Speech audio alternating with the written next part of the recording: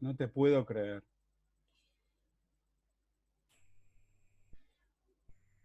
Bueno, esta es la clase número 1 del Lunfardo.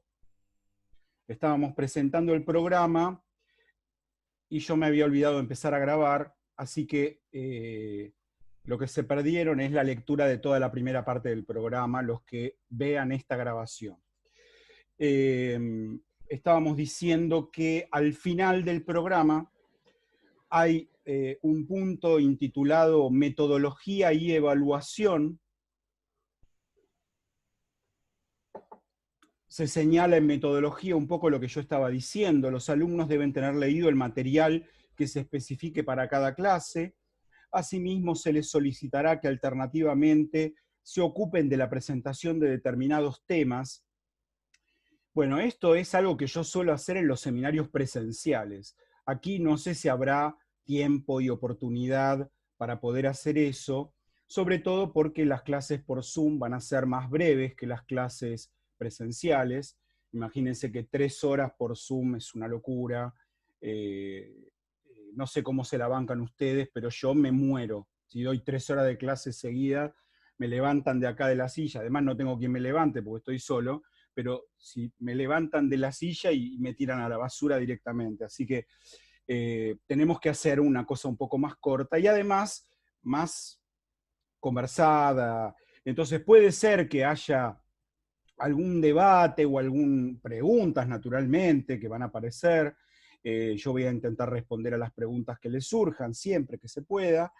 Eh, y bueno, y luego se dice la discusión y el trabajo colaborativo realizado en forma presencial son propedéuticos, es decir, introductorios, para la realización de los trabajos escritos sobre los contenidos del seminario. Bueno, ¿por qué hablo de esto? Bueno, porque va a haber efectivamente un pequeño trabajo sobre el que hablaremos dentro de un mes, un poco, unas por ahí, ¿eh? Por ahí. No todavía. Se considerará estudiante regular a quien haya cumplido con el 80% de asistencia. Vean, yo acá no voy a tomar asistencia. Ignoro la conectividad que tiene cada uno, ignoro si alguno de ustedes en este momento puede estar con otra tarea y tenga que abandonar dentro de 10 minutos o dentro de media hora. No voy a estar, imagínense, cuidando eso.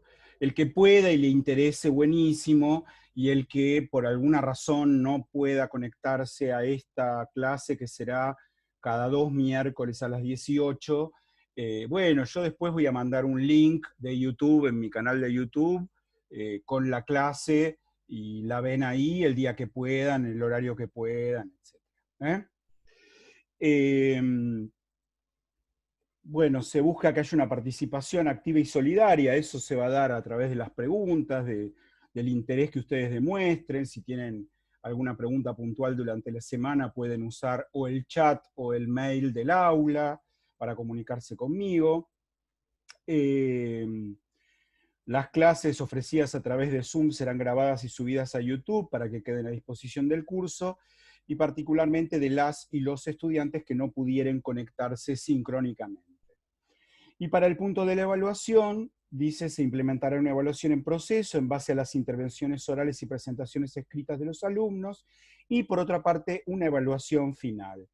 Tales presentaciones escritas, así como el trabajo final, podrán ser presentados en forma impresa, en caso de volver a la presencialidad durante el dictado del seminario, o enviados al docente a través del aula virtual. Eh, bueno, de las presentaciones escritas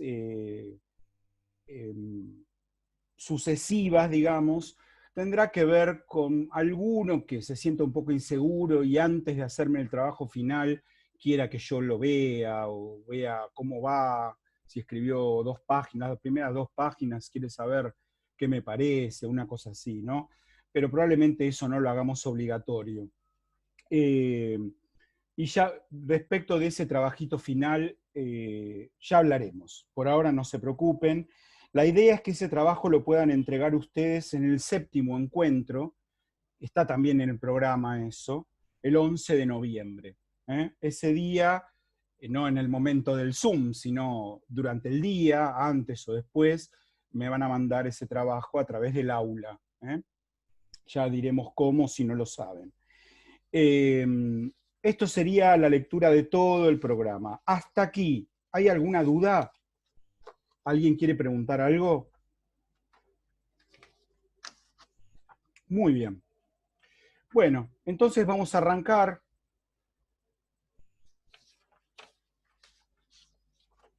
Con esta unidad 1, donde se habla de definición de lunfardo. Definición de lunfardo. Bueno, no es tan sencillo este asunto. Mi idea no es que, hola, ¿qué tal? El lunfardo es, cópienlo, porque eso, vamos a pensarlo un poco entre todos. Yo voy a tirarles algunas ondas, a ver si les llegan. Y la idea es que vayamos cerrando y congeniando entre todos una definición que nos pueda convencer a todos.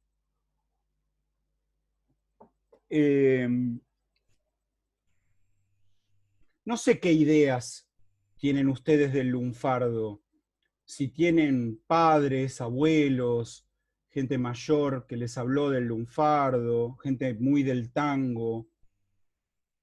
¿Qué saben ustedes del lunfardo? A ver, vienen acá por curiosidad, pero algo habrán escuchado, Verónica. Sí, sí. Bueno, que es una lengua, creo yo, digamos, que se inicia o se crea a partir de la necesidad de comunicarse de distintas de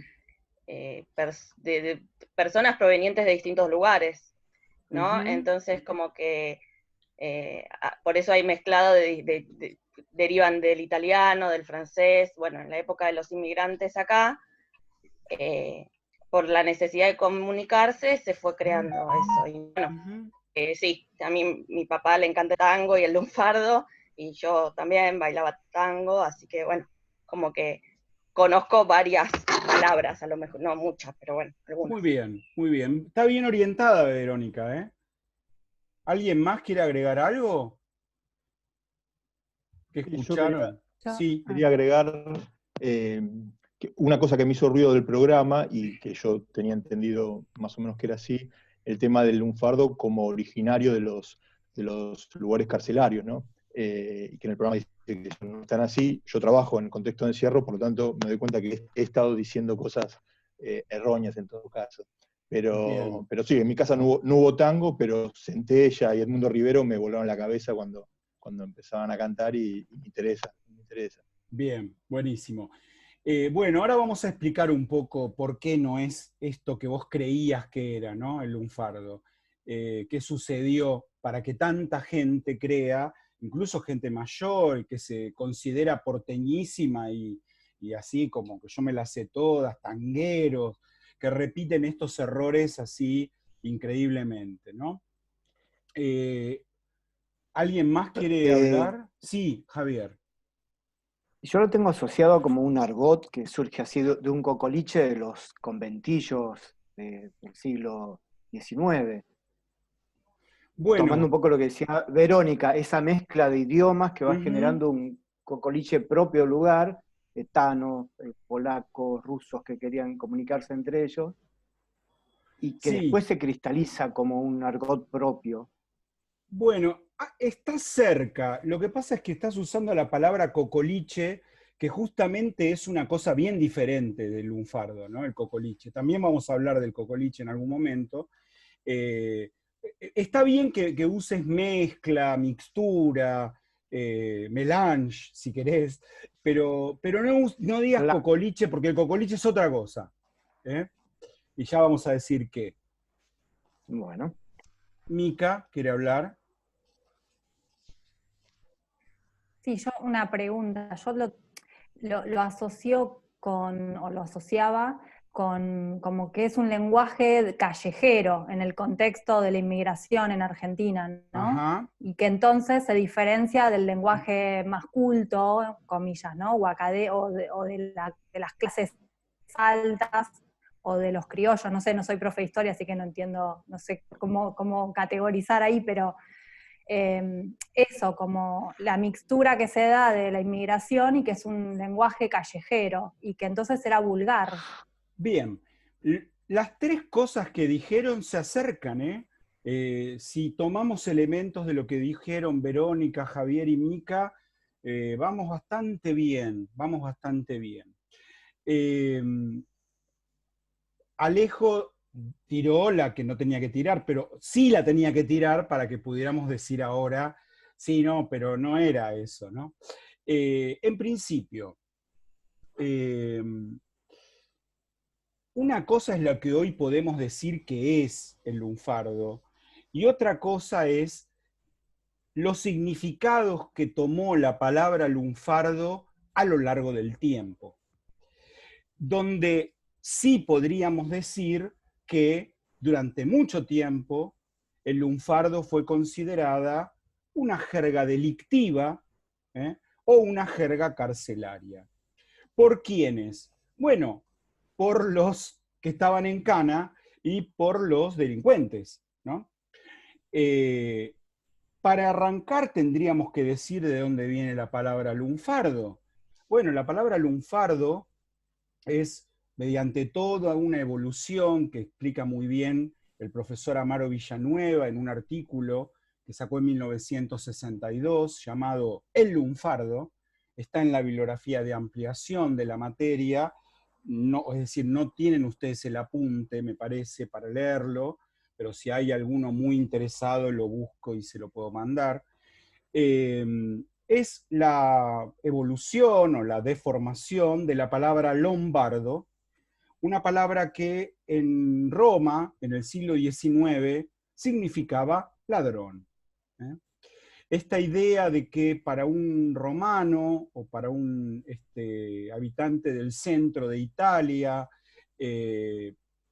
los lombardos sean ladrones, es una idea bien medieval, bien antigua, y tiene que ver con la creación de los primeros bancos.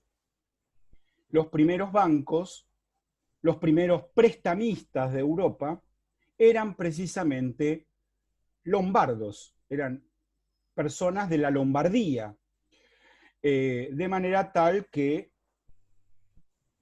para el resto de los italianos, ser lombardo en principio era ser usurero. Y de usurero a ladrón hay casi nada, hay casi nada. Así que la palabra llegó a nosotros ya con el sentido de ladrón alrededor de 1860 o 1870 a Buenos Aires, y se encuentra escrita por primera vez en un artículo del diario La Prensa,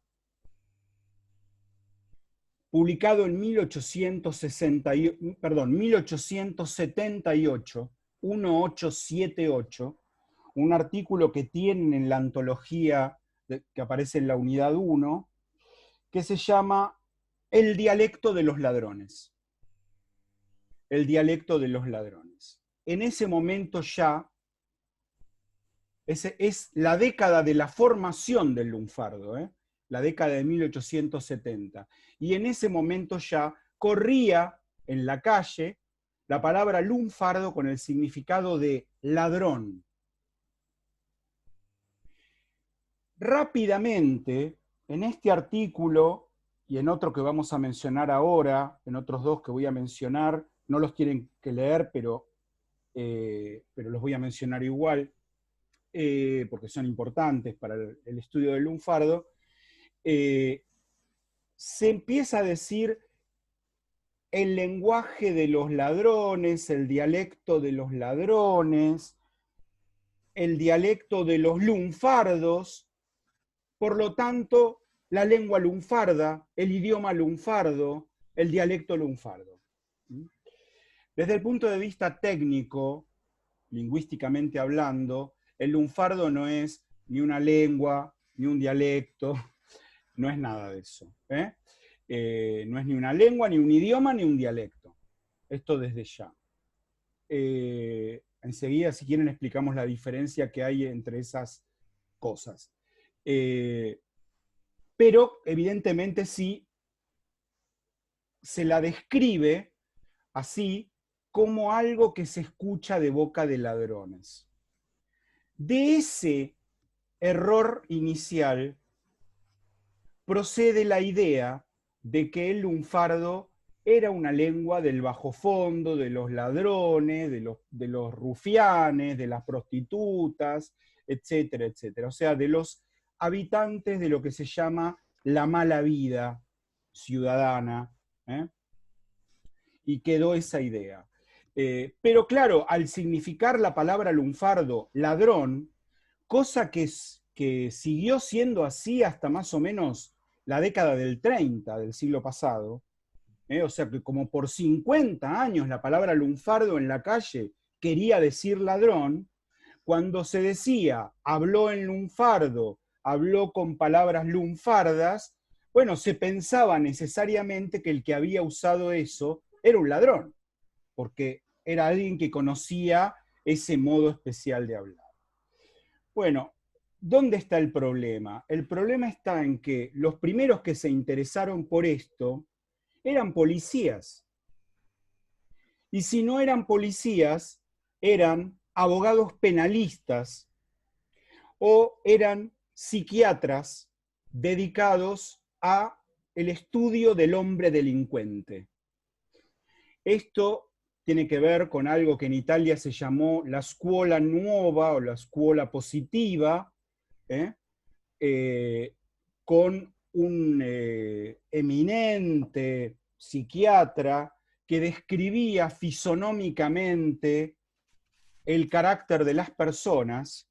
Lombroso. Exactamente, cuyo apellido era Lombroso.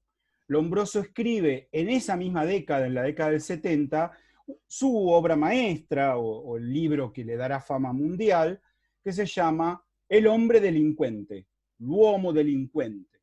Y entonces, según cómo tenía la cabeza, según cómo tenía las orejas, según cómo tenía la nariz, resulta que era un pervertido, era un homosexual, era un ladrón, era un asesino, lo que fuera, ¿no? Bueno, sabemos hoy que eso es un disparate absoluto, 150 años después, sabemos que eso es cualquier cosa, pero esa era un poco la idea que primaba. Entonces, por eso había muchos médicos, psiquiatras, que estaban preocupados por estudiar la psicología del delincuente, y en esa melange, que era Buenos Aires, por otra parte, en ese momento, caía cualquiera, digamos, ¿no? Hay un libro que escribió un abogado penalista, Eusebio Gómez, en 1908, llamado La mala vida en Buenos Aires. Está reeditado por la Biblioteca Nacional hace pocos años. Bueno, y él en La mala vida en Buenos Aires incluye, por supuesto que ladrones y asesinos, desde ya, pero además de ladrones y asesinos, incluye travestis, estaba lleno de travestis Buenos Aires alrededor de 1910. Cuando digo travestis, digo hombres vestidos de mujeres mayoritariamente, ¿no? Mucho más difícil de encontrar, no digo que no las hubiera, mujeres vestidas de hombre, travestidas como hombres, pero mucho más difícil de encontrar. Se consideraba todavía mucho peor en aquel momento la homosexualidad femenina que la masculina, aunque la masculina era deplorable, por supuesto, ¿no? Imagínense que a esas personas se las llamaba nada menos que invertidos. Invertidos, una palabra despectiva, horrorosa, que dio nombre a una obra magnífica de José González Castillo, de 1911, que fue prohibida por la Municipalidad de Buenos Aires, llamada Los Invertidos. Bueno, ahí entran los invertidos, pero también entran los astrólogos, también entran los curas y las monjas, ¿no? Hay una cantidad de psicologías que preocupan a toda esta gente, que son finalmente los fundadores de una revista de psiquiatría que se llama Archivos de Psiquiatría, fundada por profesores de la Facultad de Medicina de la UBA, entre los que estaba alguien que en ese momento no era muy famoso, pero después lo sería y mucho, y no sería tan famoso como médico, sino más bien como sociólogo, que era el inmigrante Giuseppe Ingegneri, que había castellanizado su nombre por vergüenza de ser inmigrante, y se hizo llamar y se nacionalizó argentino rápidamente José Ingenieros. Él era uno de los más preocupados por esta cuestión, a tal punto que junto con su socio Francisco de Veiga, fundaron en la Penitenciaría Nacional de la calle Las Heras, de la avenida Las Heras, un observatorio psiquiátrico de los detenidos, ¿no? Donde hacían experimentos, cosas que no están totalmente muy claras para nosotros. Eso estoy diciendo a comienzos del siglo XX. Primeros años del siglo XX se funda la revista Archivos y se empieza a hacer este estudio, esta focalización sobre los presos, para detectar, porque la concepción era que si se dedicaban al delito, tenían alguna enfermedad psiquiátrica. Esa era lo que resumía todo, digamos, ¿no? Pero eso será en 1901, 1902, 1903. Ahora estamos un poquito antes, ¿no? Década de 1870. Policías, luego penalistas, que también se preocupan, también leen a Lombroso y a otros sociólogos europeos, franceses, italianos, etc., preocupados por la psicología del delincuente, y todos esos, los europeos, alertando sobre el modo particular de hablar de los delincuentes, ¿no? Esta teoría, muy extendida, incluso todavía hoy, incluso dentro de la cárcel, Alejo, que trabaja en contextos de encierro, a lo mejor me podrá decir si tengo razón o me podrá discutir eso, digamos, existe para los de afuera, para los que estamos afuera, la estúpida idea de que ellos hablan en clave y nadie los entiende, ¿no? Imagínate que si yo estoy en una parada de un colectivo y vienen dos pibes y se ponen a hablar en palabras raras, pretendiendo que yo no los comprenda porque me quieren afanar, yo me voy a dar cuenta al toque si empiezan a usar un vocabulario que yo no conozco, una cantidad de palabras extrañas que yo no conozco. Lo primero que voy a hacer es desconfiar. En la cárcel, los primeros que conocen los significados de todas las palabras que usan los presos son los guardiacárceles. ¿O alguien cree que los guardiacárceles no conocen esas palabras? Y aún así todavía se habla de un lunfardo carcelario, o los mismos presos dicen que ellos tienen un lunfardo, y vos les preguntás, bueno, ¿y qué palabra usan ustedes? Y te dicen, no, porque nosotros tenemos unas palabras que nadie conoce, y te empiezan a decir palabras que o son del lunfardo general y las conoce cualquiera, tu tía abuela las conoce, aunque no las use, pero las conoce, o bien son palabras propias de la cárcel que tienen una larguísima tradición en la cárcel de décadas y décadas, ¿no? Por ejemplo, en la cárcel al azúcar le llaman brillo. Yo detecté un texto de la década de 1880 donde se habla del brillo por el azúcar en la cárcel. Y hoy todavía se usa brillo. O sea, entonces, la teoría de que no, los presos van cambiando las palabras para que nadie los entienda, es completamente falso eso. Luego, muchos jóvenes, y esto no solamente presos, jóvenes en general, pibes de 20, de 25, pibes y pibas, ¿no? Te dicen, no, porque yo uso tal palabra, lunfarda, ¿no? Nosotros usamos esta palabra. Y me están diciendo una palabra que tiene 80 años en lunfardo. Es decir, que los hablantes no son muy conscientes tampoco de lo que hablan. Incluso no son muy conscientes de si están usando o no están usando lunfardo. Bueno, todos esos problemas hay si uno trata con informantes, así les llamamos en lingüística a las personas a las que les pedimos algunos datos sobre su modo de hablar, ¿no? les hacemos cuestionarios y cosas así. Les tiro esto porque mi idea es que ustedes hagan un trabajito de ese tipo para aprobar este seminario. Un trabajito con un grupo, con algunas personas que ustedes seleccionen de su entorno, que conozcan, para estudiar un problemita, para ver alguna cuestión. Pero, insisto, de eso hablaremos más adelante.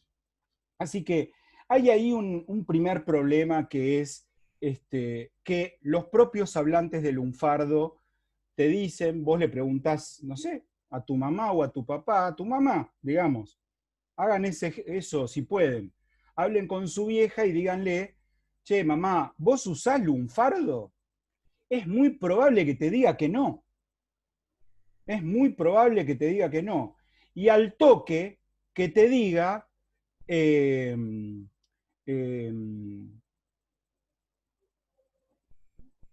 mira, te presto una luca para que vayas a la peluquería. Y diga una luca, tu vieja, la que dice que no sabe lunfardo, que no usa lunfardo, ¿no? O fui a la verdulería y es un afano. Por ejemplo, estoy usando dos lunfardismos antiguos, antiquísimos, que tienen más de 100 años, pero quiero decir, y lunfardismos nuevos también, ¿no? Por supuesto. Pero claro, es que los propios hablantes a los lunfardismos más nuevos, por ahí tampoco los consideran que son palabras lunfardas. No lo tienen tan claro el asunto, ¿no? Bueno, de todo eso es que nos proponemos hablar acá. ¿Hasta acá vamos bien? Bien. Entonces, ¿por qué el lunfardo no es un idioma o una lengua? Bueno, porque una lengua es el español, una lengua es el inglés, una lengua es el danés, qué sé yo. El lunfardo no es una lengua. ¿Es un dialecto entonces? Bueno, un dialecto es una cantidad de palabras y de expresiones pronunciadas de determinada manera, en oraciones que se estructuran de determinada manera, en una región geográfica determinada. Para ser un poco más claro, el español que hablamos nosotros aquí en Buenos Aires es un dialecto del español. Es un dialecto o una variedad, ahora se usa más la palabra variedad que dialecto, una variedad del español que se llama español rioplatense.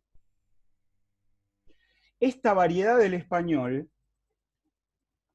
para empezar, digamos esto, no es la única variedad del español que existe en la Argentina. Obvio que no es la única variedad del español. Basta con viajar a la Mesopotamia, a Corrientes, ponele, a Formosa, a Salta, a Catamarca, a Mendoza, cualquiera, a Córdoba, caso más claro de todos, para darse cuenta de que en ninguna de esas provincias usan el español que nosotros usamos, ni lo pronuncian como nosotros usamos, ni tienen la entonación que tenemos nosotros, los habitantes de Lamba, digamos. No voy a decir solo de la ciudad de Buenos Aires, de Lamba. Mucho más se parece a como hablamos nosotros, como se habla en Mar del Plata, como se habla en Montevideo, o como se habla en Rosario, digamos. Porque un fenómeno como el lunfardo es un fenómeno propio de las urbes, de ciudades. Y entonces, cuando surgió así, en las grandes ciudades del Río de la Plata. Yéndonos un poco del Río de la Plata, podemos llegar hasta Mar del Plata si quieren, eso quiero decir, ¿no? Más al sur, bueno, habría que ver si en Bahía Blanca hablan tan parecido a nosotros o hay otras diferencias, nunca me tomé ese trabajo. Y yendo hacia el norte de la provincia de Buenos Aires, acercándonos a la triple límite entre Buenos Aires, Córdoba y La Pampa, bueno, en general Villegas, ponele, se habla algo que también es levemente diferente del castellano o del español del Río de la Plata. Pero un dialecto sería eso. Aquí en el Río de la Plata usamos una cantidad de palabras que en el español de la península ibérica no se usan, pero esas palabras no siempre son lunfardismos, ¿eh? Ojo. O sea, simplemente hay elecciones de palabras que yo hago y que no son las mismas. Nosotros decimos mozo en lugar de camarero, decimos fósforo en lugar de cerilla, decimos pollera en lugar de falda, ¿eh? Decimos durazno en lugar de melocotón. Y ninguna de esas palabras son lunfardismos, claramente, ¿no? Hay una selección léxica distinta. Lo mismo si uno viaja a Colombia, si uno viaja a México, si uno viaja a Chile, hay cierta selección de palabras distintas sin que se trate de palabras exclusivas, únicas o propias solamente de ese país. Además hay una forma especial de pronunciar. Nosotros pronunciamos de manera semejante la C, la S y la Z, pronunciamos de manera semejante la doble L y la Y, no decimos calle, sino calle, etcétera, etcétera, ¿no? Bueno, así que hay un montón de condimentos dentro de lo que sería el español o la variedad del español rioplatense. Uno de esos condimentos es el uso de palabras lunfardas. Uno de esos condimentos. Así que el lunfardo tampoco es un dialecto. ¿Es un habla propia de ladrones? Bueno, si fuese un habla propia de ladrones, eso se llamaría tecnolecto. Tecnolecto. Insisto, ¿el lunfardo es un tecnolecto ladronil? Y no. ¿Por qué no? Bueno, porque los campos semánticos de la mayor parte de las palabras lunfardas exceden el ámbito del delito o la tarea de los ladrones. Claro que hay una pequeña porción de palabras que tienen que ver con los ladrones. Si yo uso la palabra punga, bueno, la punga es un tipo de robo, de hurto en realidad, que se realiza en la calle o en un medio de transporte y que consiste en meterle la mano en el bolsillo a alguien para sacarle la billetera, plata, lo que fuere. Y escruche es una palabra lunfarda también. El escruche es el entrar a una casa o a un local por una puerta, por una ventana, rompiendo una abertura para robar lo que hay adentro. Esas dos palabras son propias del ámbito de los ladrones. Pero yo les pregunto, la palabra catrera, ¿qué tiene que ver con los ladrones? La palabra escabio, ¿qué tiene que ver con los ladrones? La palabra mina, la palabra troesma, y así podríamos seguir toda la noche, ¿no? Bueno, hay un montón de palabras ahí que no tienen que ver con los ladrones. Entonces, ¿qué sucedió con estos primeros policías que creían que estaban describiendo o que estaban, al publicar en diarios sus notas, que estaban revelando los secretos del habla de los ladrones? Bueno, que ellos entraban en contacto con ladrones porque estaban laburando en una comisaría o en el departamento central de policía, y entonces creían que esas palabras que estaban escuchando, las usaban los ladrones. En realidad eran palabras de la enorme mayoría de las clases populares que vivían en Buenos Aires y en el conurbano de la ciudad. Eso lo conocía todo el mundo, eran palabras que estaban en el conventillo, en las esquinas. Cuando digo en las esquinas, no estoy pensando en las esquinas de Pompeya, en las esquinas de Floresta o de Liniers, en las esquinas de Ramos Mejía. Estoy diciendo en las esquinas de Avenida de Mayo y Tacuarí, ¿entendés? O sea, en el microcentro también se hablaba así. Y estos giles no se terminaban de dar cuenta todavía del asunto. Entonces pensaron que era un habla de ladrones, una jerga, digamos, de ladrones. Antes me parece que fue Javier Ávalo, no estoy seguro, usaron la palabra argot. ¿Fuiste vos, Javier? Sí.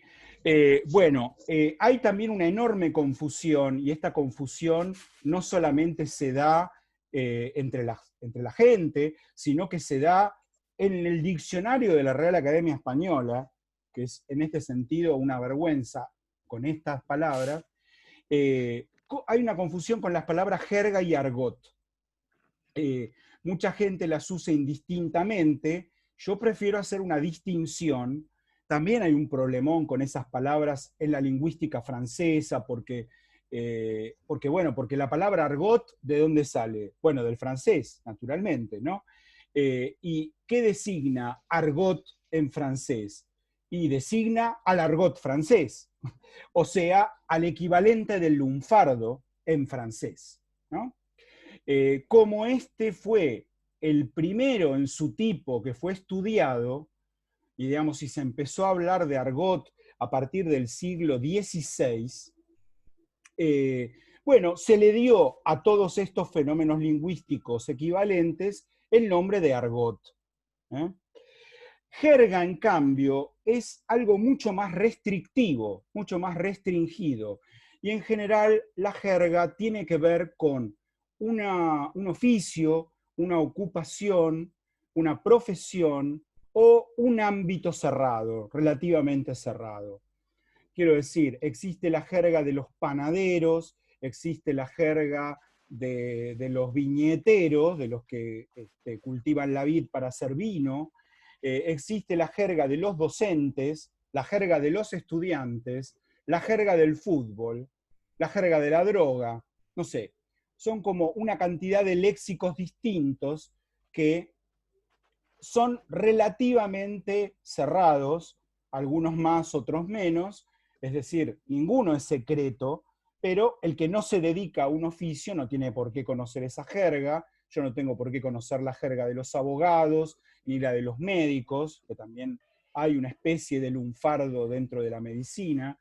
Alguna vez escribí un artículo sobre eso.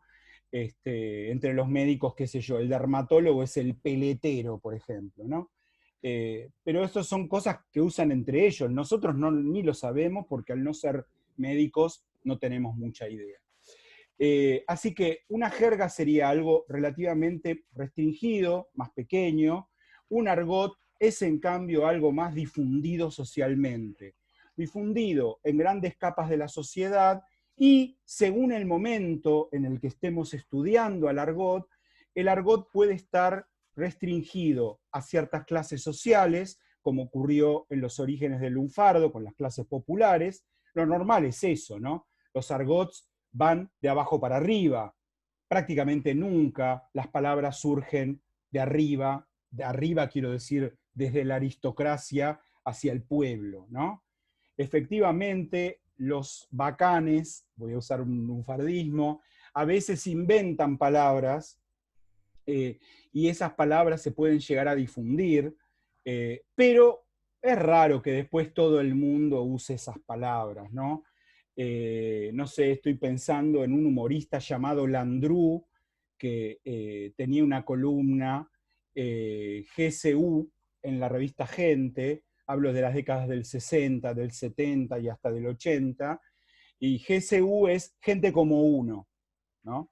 Gente como uno. Y él daba listas de palabras que usaba la gente como uno, que usaba la gente bien, digamos.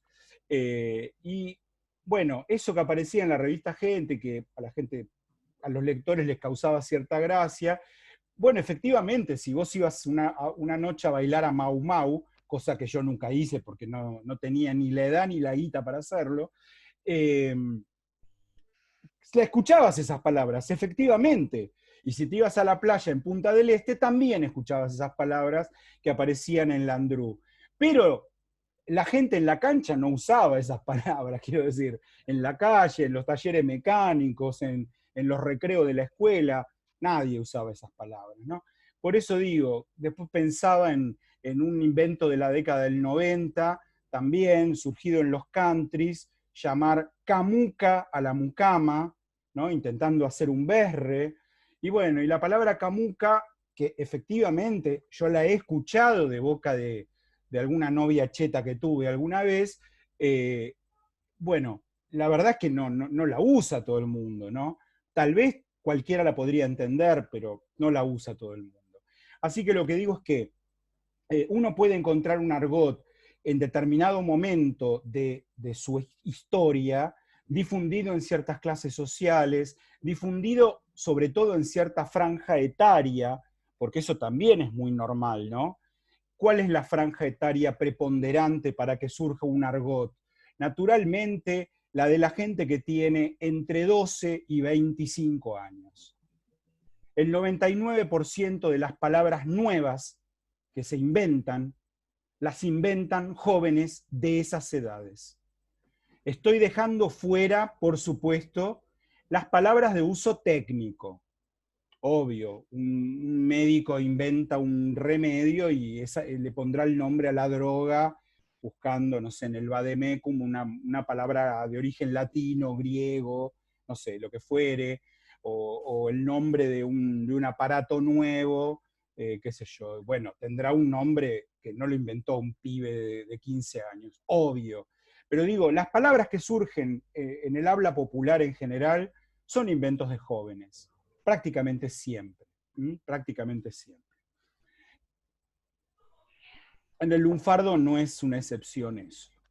¿Hasta acá cómo vamos? Bien, bien. Bueno, si alguien quiere comentar algo, preguntar algo, adelante, ¿eh? Somos 35, digo, conmigo, así que hay 34 personas conectadas. Bueno, me parece que estamos bastante bien. ¿Alguna vez... Una duda. Sí, Javier. Si hay alguna diferencia entre tecnolecto y jerga. O sea, una jerga científica, una jerga médica, una jerga... ¿No sería un tecnolecto también? Bueno, yo te lo diría así.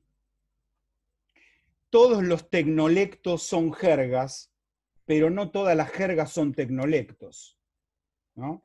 Quiero decir, la jerga del fútbol no es un tecnolecto. Quiero decir, no hay que estudiar en ninguna parte ninguna palabra demasiado rara. Basta con jugar a la pelota en la esquina de tu casa cuando sos un pibe.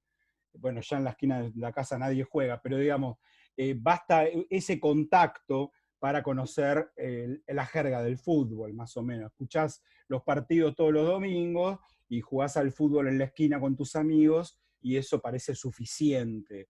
En cambio, el tecnolecto médico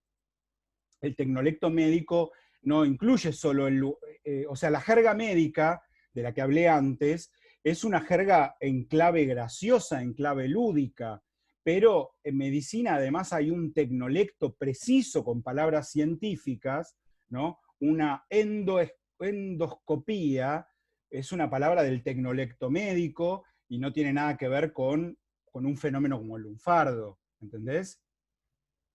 ¿Sí? Bien. Sí, sí. ¿Alguna vez he escuchado gente hablando en la radio o en la tele decir que, bueno, que el lunfardo es único, ¿no? Y que no hay nada como el lunfardo, porque el lunfardo... Bueno, a ver, primero digamos esto. En todas las grandes ciudades del mundo hay un argot popular, que puede tener una duración muy extensa o ir apagándose en cada generación y volviendo a nacer con la nueva generación con palabras nuevas, con palabras distintas. Pero en general muchos tienen una gran continuidad. Digamos, el slang del inglés, básicamente yankee, bueno, es un fenómeno que empezó en el siglo XIX. ¿Dónde? En las grandes ciudades, ¿no? La gíria en Brasil sería un equivalente del argot, se escribe con G, giria. Bueno, mencioné el argot francés también, y se me ocurre, para nombrar un fenómeno que está en plena expansión ahora, hay un fenómeno descripto hace relativamente poco, hace 20 años más o menos, por unos lingüistas colombianos, que es el argot de la ciudad de Medellín, que surgió en la década del 80, pero del siglo XX, en la década de 1980. Bueno, ese argot, que se llama parlache, era el argot de Medellín, en pleno quilombo con la FARC, la droga, Pablo Escobar Gaviria, todo eso junto en Medellín, que era una bomba de tiempo, y bueno, así estalló más de una vez. Bueno, y estos lingüistas, la principal de las cuales es Luz Stella Castañeda, describieron este fenómeno como parlache. El parlache, descrito por ellos como algo propio de Medellín, hoy se habla en la mitad de Colombia. Es decir, que ha pasado a Bogotá, ha pasado a Barranquilla, se usa en todas las principales ciudades del país.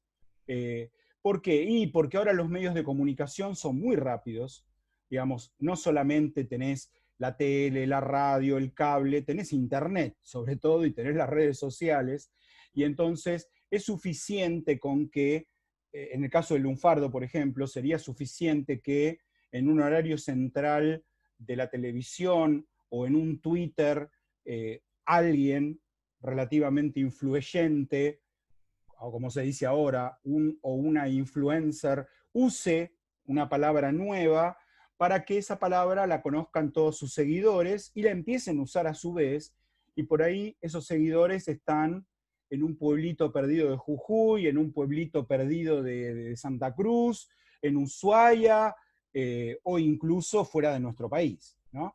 Y así también se difunden un montón de palabras.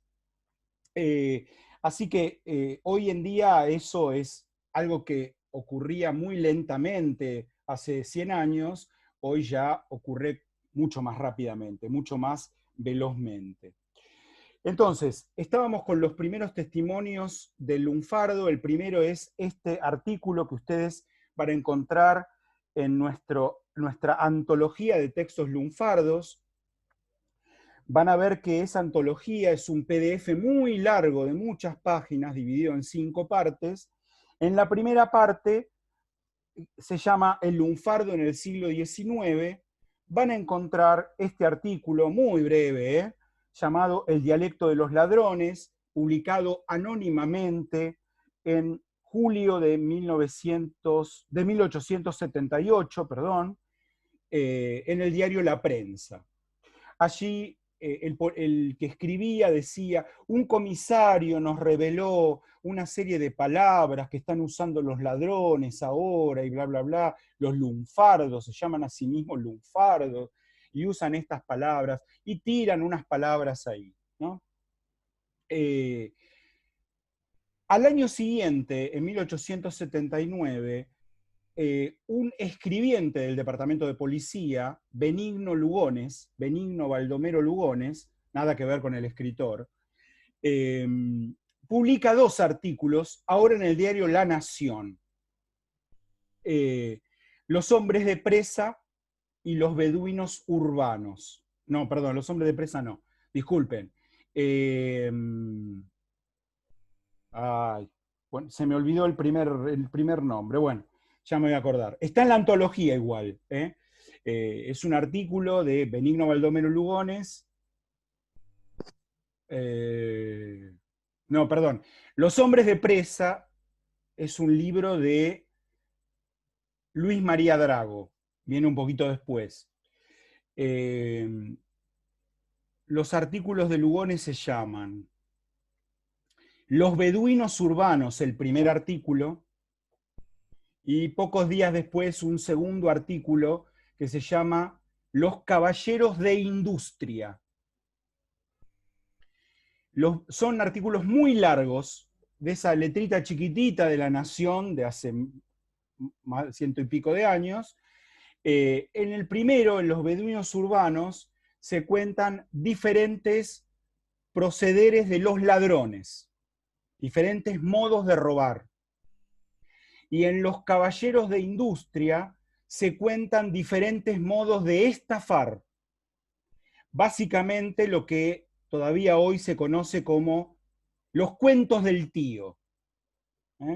Hacer un cuento del tío se llaman así porque empezaban muchos diciendo, resulta que yo tengo un tío que vive no sé dónde, bueno, y así empezaba el engaño, ¿no? Bueno, en esos dos largos artículos se describen entonces procederes de los malvivientes, ladrones y estafadores.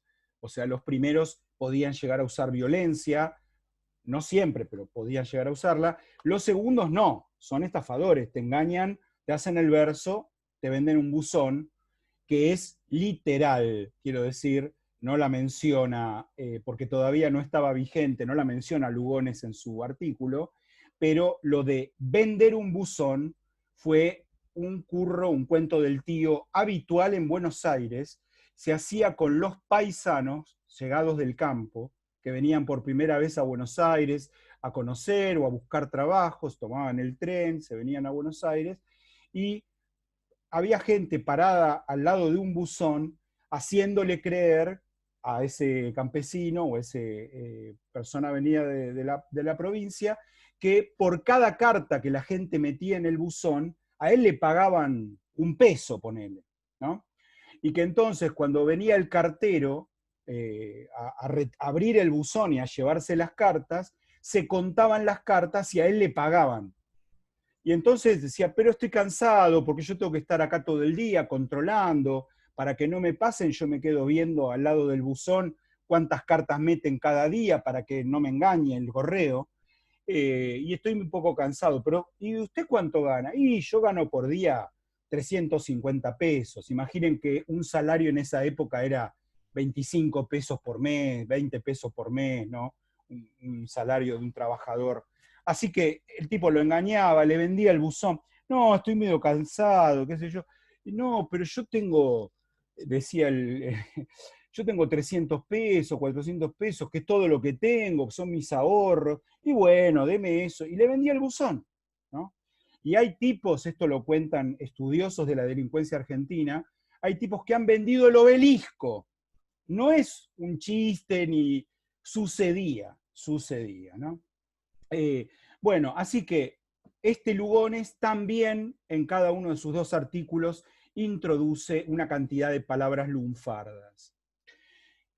Me estaba adelantando con un libro de Luis María Drago, un abogado penalista muy prestigioso, que publica un libro llamado Los hombres de presa en 1888, dedicado a los ladrones, ¿no?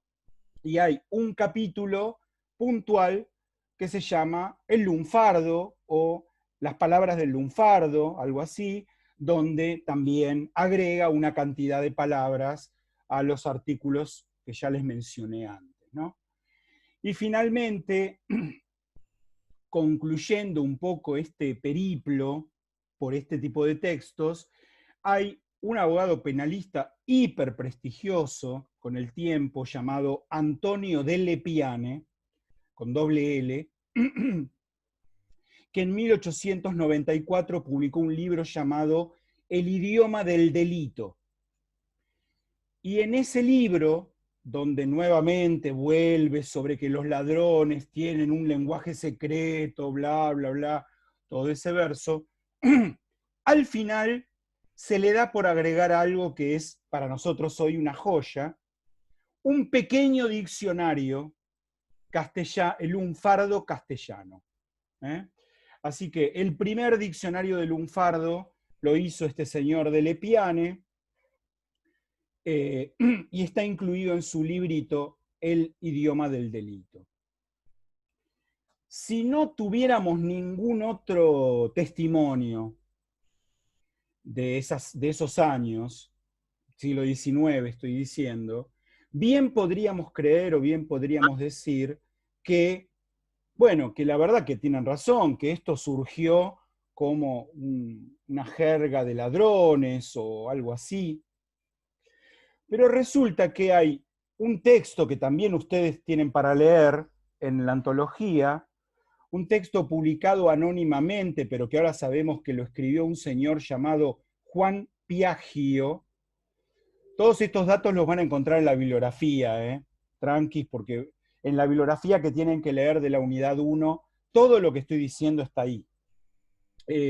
Juan Piaggio, G, escribió un artículo que es prácticamente un cuadro de costumbres, donde aparecen dos jóvenes compadritos caminando por un barrio del suburbio de Buenos Aires. El texto se llama Caló porteño, callejeando. Caló porteño y entre paréntesis, callejeando. Bueno, primero digamos algo sobre la palabra caló. Durante mucho tiempo, también, hasta Roberto Arlt incluido, o sea, hasta la década del 30, se usó la palabra caló como sinónimo de la palabra lunfardo, en el sentido de una lengua que usan los malvivientes, etcétera, etcétera, ¿no? Por eso, acá hay algo interesante, que es que él no dice el caló de los ladrones, que se escucha mucho, se lee mucho en textos de la época, el caló de los ladrones, Baldomero Lugones lo usa, sino que él dice caló porteño. O sea, no es que lo usan los ladrones, lo usan todos los porteños esto, dice Piaggio. Por otra parte, digamos ahora, esto es algo que podemos saber ahora, pero quizá en aquella época la gente no lo tenía tan claro, digamos que la palabra caló es completamente inapropiada para esto, porque el caló es el nombre que recibe el vocabulario que usan los gitanos en España. A eso se le llama caló o lengua calí. Los rom, los originarios del pueblo romaní, gitanos, habitualmente llamados gitanos, usan esas palabras sueltas en su discurso. Y eso es el caló. No tiene nada que ver con el fenómeno del lunfardo tampoco, ¿no? Pero ¿qué van a encontrar en el texto de Piaggio? Bueno, van a encontrar algo interesantísimo. Van a encontrar que estos dos flacos que van caminando por la calle hablan el lunfardo todo el tiempo. Todo el tiempo. Pero en el texto debe haber 30 y pico de lunfardismos en general, entre palabras sueltas y locuciones. Y queda clarísimo que ellos no son chorros, porque hablan de eso.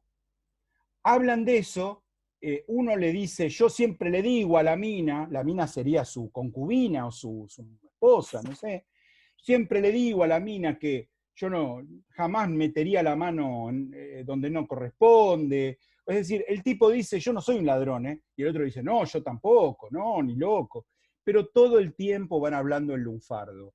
Y usan palabras, esto lo describe Govelo en el primer texto que tienen que leer, uno que se llama El lunfardo, y dice cuáles son esas palabras que usa Piaggio.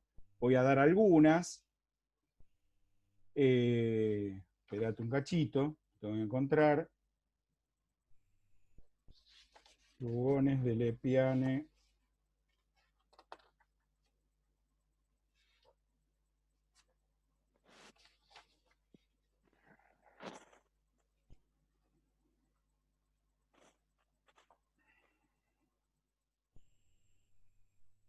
Acá está.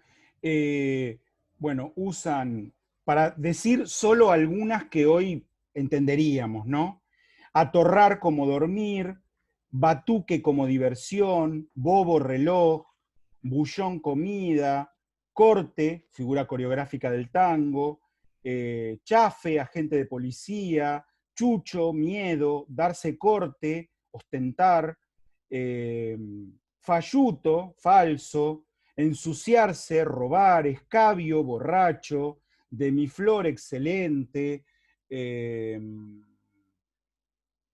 lengo, pañuelo, lunfardo, ladrón, morfis, comida, paica, querida del compadrito, o sea, mujer sería, peringundín, bueno, tano, vento como dinero, viaba como golpiza. Y hay muchas más que se dejaron de usar o cambiaron totalmente de significado. Pero ven que toda la gente usaba el lunfardo, y esto es de 1887. Así que este hallazgo de Piaggio, que lo hizo un lunfardólogo muy importante llamado Luis Soler Cañas, el texto de Piaggio, nos revela que el lunfardo no era de carácter delictivo, sino que estaba absolutamente desparramado por toda la sociedad. Govelo dice, ¿dónde nació el lunfardo? Y él dice, en el patio del conventillo, ¿no? Nombro a José Govelo, lo voy a nombrar muchas veces, porque José Govelo fue el inventor de la lunfardología, el inventor de los estudios sobre el lunfardo, y el tipo que yo conocí que más sabía sobre el lunfardo en este mundo, ¿no? Dedicó 50 años de su vida a eso, directamente, al lunfardo. Bueno, decía, Govelo habla del patio del conventillo, yo sumaría las esquinas, naturalmente, la gente que se reúne en la calle a conversar, y un escenario que puede parecerles un poco inesperado, pero que atendiendo a la idea de mixtura lingüística que pareció haber primado en los orígenes del lunfardo, creo que la van a entender muy bien. Para mí el lunfardo tuvo un lugar de difusión extraordinario en el patio de los colegios, señores. Cuando los chicos se encontraron con la ley 1420, la escuela pública, los hijos de los inmigrantes y de los criollos, todos juntos en el mismo colegio, ricos y pobres, no riquísimos, pero más o menos gente bien, hijos de profesionales mezclados con hijos de obreros, en el mismo colegio, todos con el guardapolvito blanco, todos cantando Aurora, mirando la bandera a la mañana. Ahí, ¿cómo hablaba cada pibe? Y cada pibe usaba las palabras que sus padres usaban en su casa.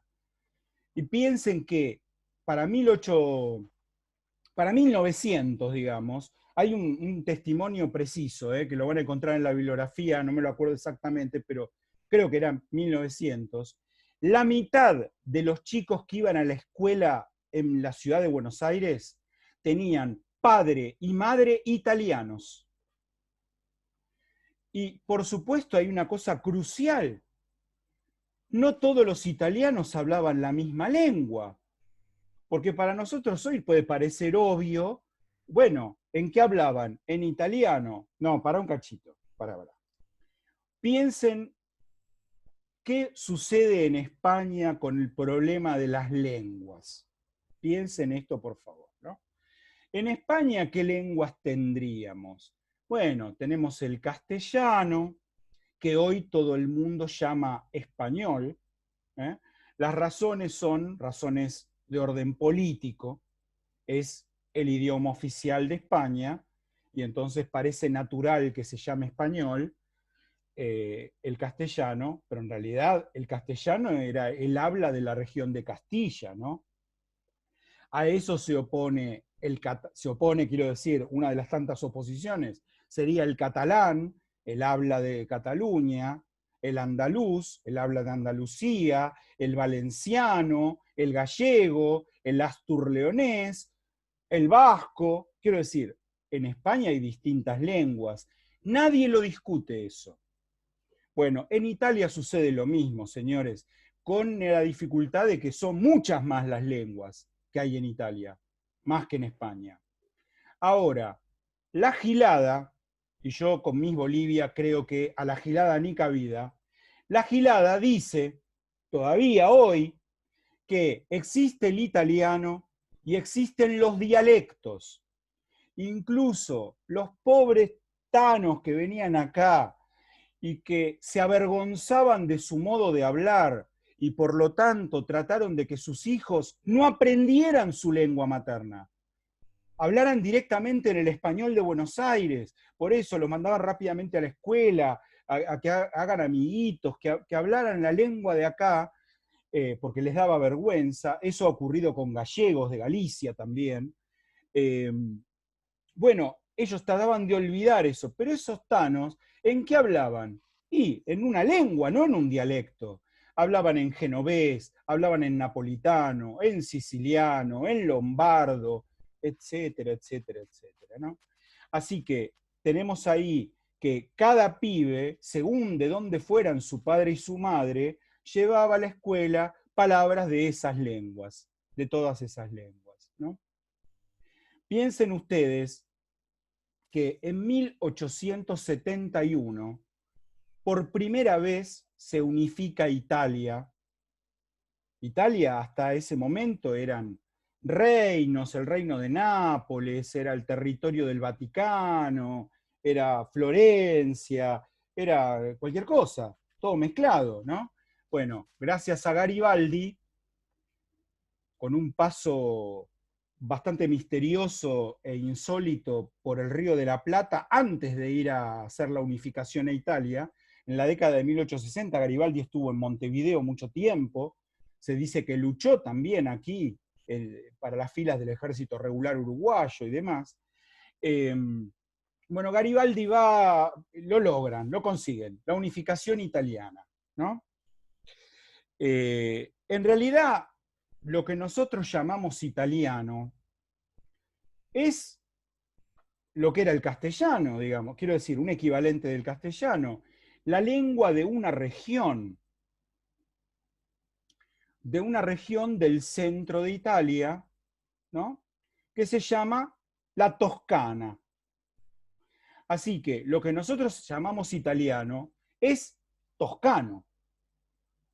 Y el toscano tiene el mismo estatus lingüístico que el genovés, que el véneto, que el lombardo, etcétera, etcétera, ¿no? En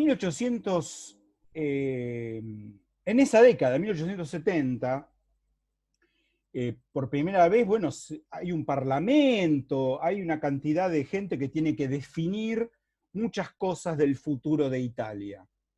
Y una de las cosas que hay que definir es cuál va a ser la lengua del país. Bueno, y por razones estrictamente culturales y curiosamente no económicas, eligen el toscano. Eligen que el toscano sea la lengua del país. ¿Por qué? Porque Dante Alighieri escribió la Divina Comedia en toscano. Y entonces para ellos esa era la clave de la italianidad, y esa tenía que ser la lengua del país. Ahora bien, ¿saben ustedes en 1880 cuánta gente hablaba toscano en Italia? El 3%. El 3% de los habitantes. Esa imposición del toscano como lengua oficial, con el nombre de italiano, implicó llamar a todas las demás lenguas dialectos. Y esto no es verdad. Son lenguas distintas, no son dialectos. Se pueden parecer un poco, pero son lenguas distintas. Un dialecto es cómo hablamos español en Buenos Aires respecto de cómo se hablaría el español neutro, digamos así, o el español de Madrid, ponele. Eso es un dialecto, pero no una lengua completamente distinta, con conjugaciones de verbos distintos, con terminaciones distintas, con pronunciaciones distintas. No, no, estamos hablando de otra cosa, ¿no? Bueno, todavía hoy en Italia persiste ese problema y los propios italianos que hablan en napolitano, que hablan, te dicen, no, yo hablo en dialecto, perdón, te piden perdón si hablan en su lengua, ¿no? Una cosa absurda lo que ha logrado. Ahora, ¿cuánto les costó a los tanos allá imponer el italiano como lengua? Décadas, décadas. Solo lo lograron de manera casi total cuando terminó la Segunda Guerra Mundial e inventaron la RAI. Y nació la televisión en la década del 50, un poco después. Con la televisión lo lograron en 10 años. Porque hasta entonces, en cada provincia de Italia, las clases se daban en la lengua que correspondía a la provincia, a la región, naturalmente.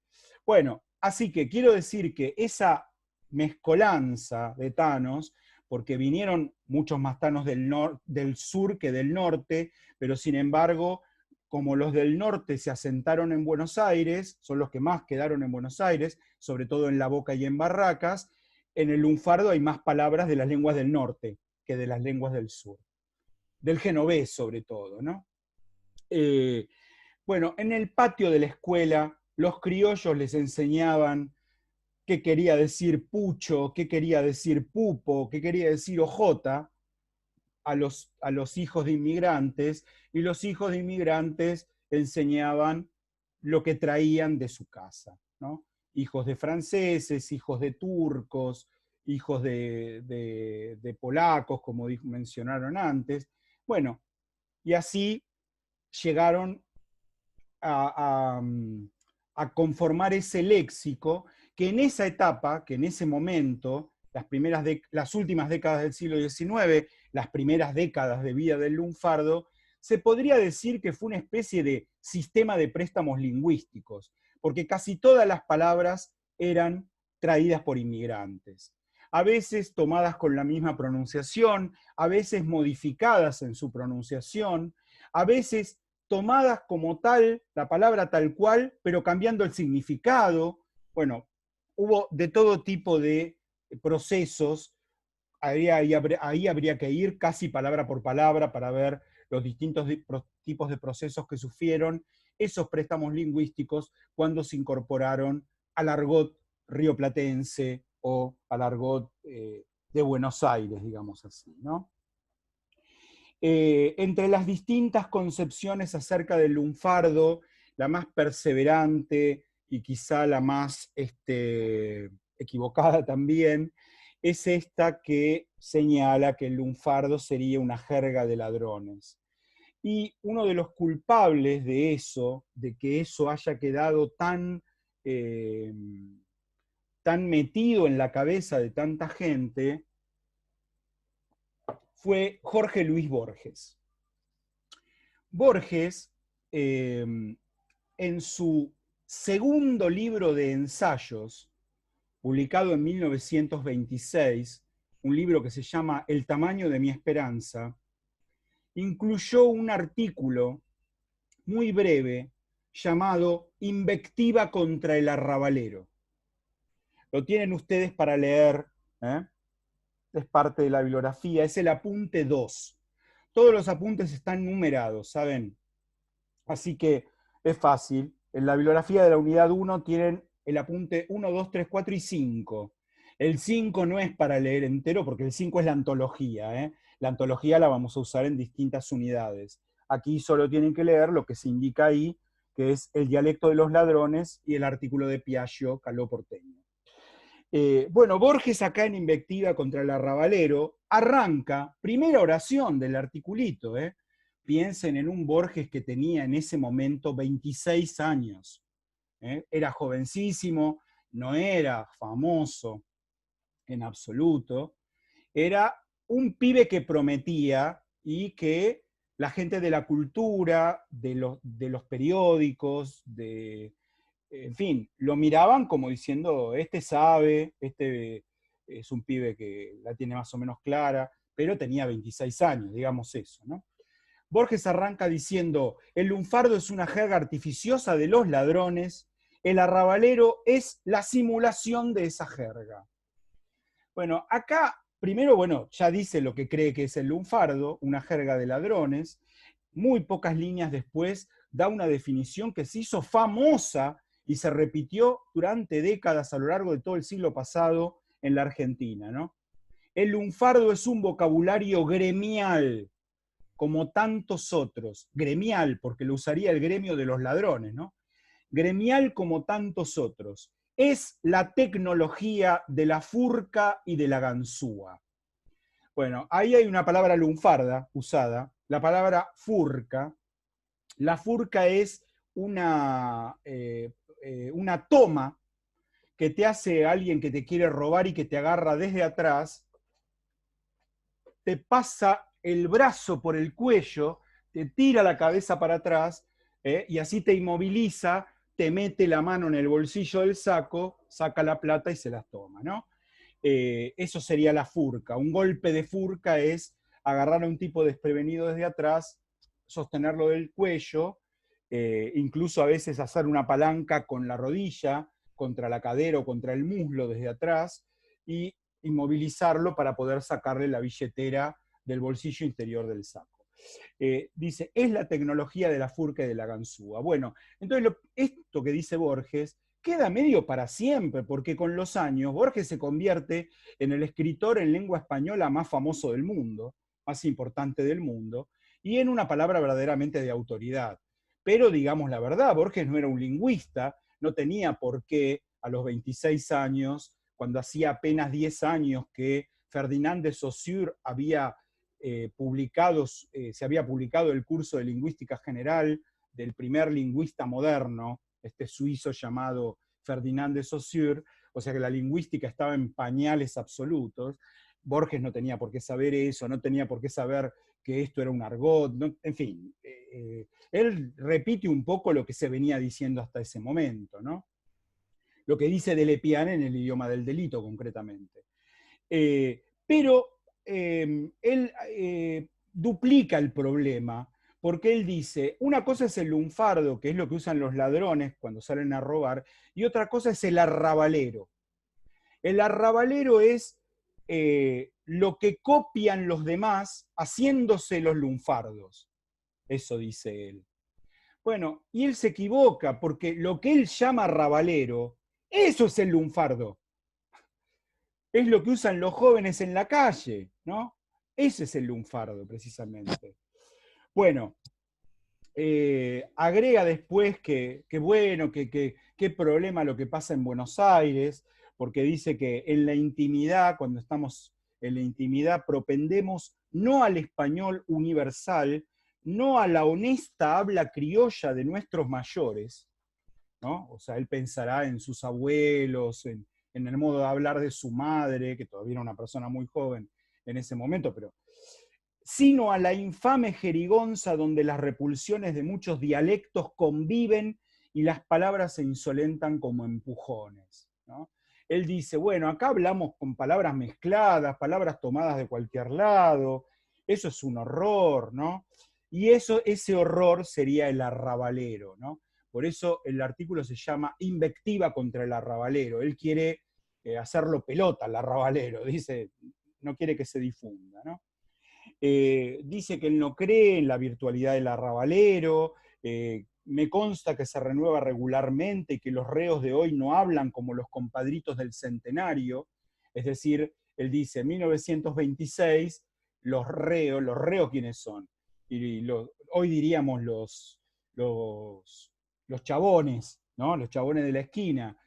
Bueno, no hablan como hace 15 años, en 1910, en el centenario. Efectivamente, ¿no? Las generaciones van imponiendo nuevas palabras, y da como ejemplo que ahora dicen cotorro en lugar de bulín. Cotorro en lugar de bulín. Ambas palabras significan lo mismo, vivienda modesta o habitación. Y dice muy poco después, el lunfardo es un idioma de ocultación. O sea, lo usarían los ladrones para ocultarse, es un lenguaje secreto, bla, bla.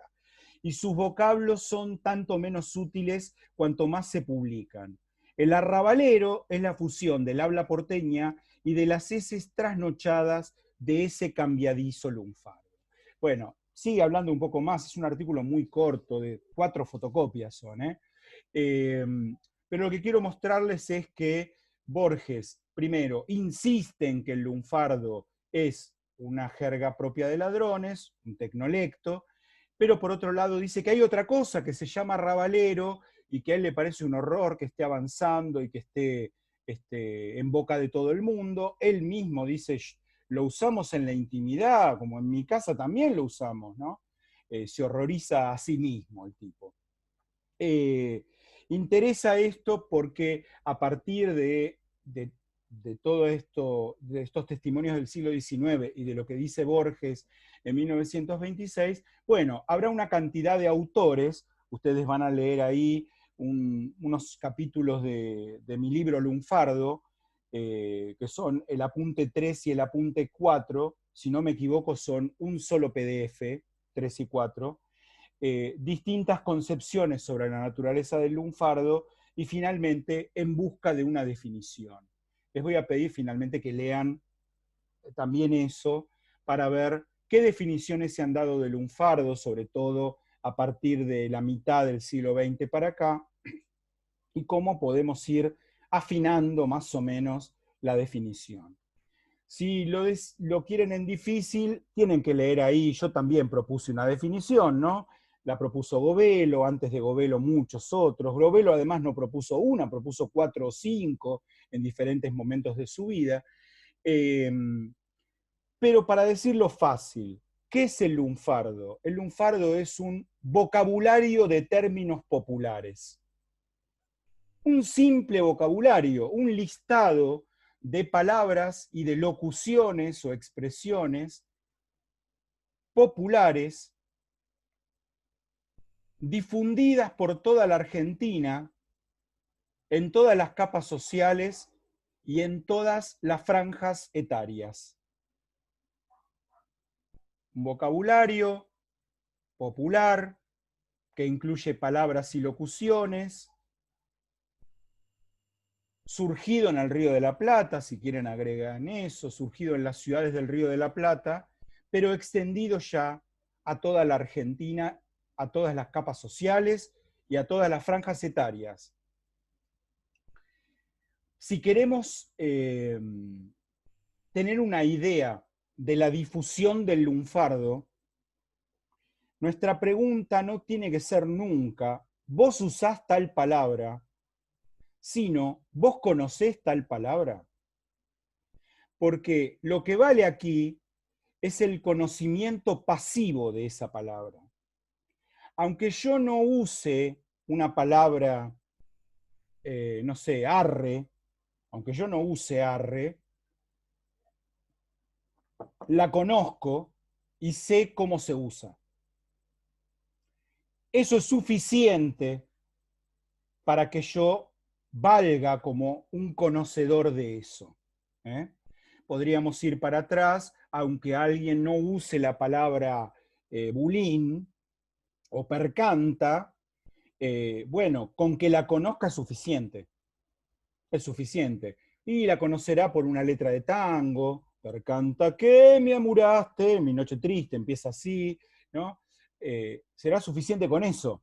Si la conoce, está dentro del lunfardo eso. Así que así es como debemos medir un poco la extensión, la difusión que tiene el lunfardo a estas alturas. Quiero mencionar a un autor sobre el que volveremos más adelante.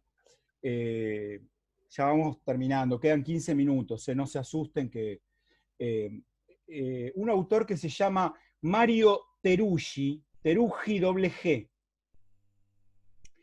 Mario Teruggi escribió en 1974 un libro notable, importantísimo para el estudio del lunfardo, llamado Panorama del lunfardo.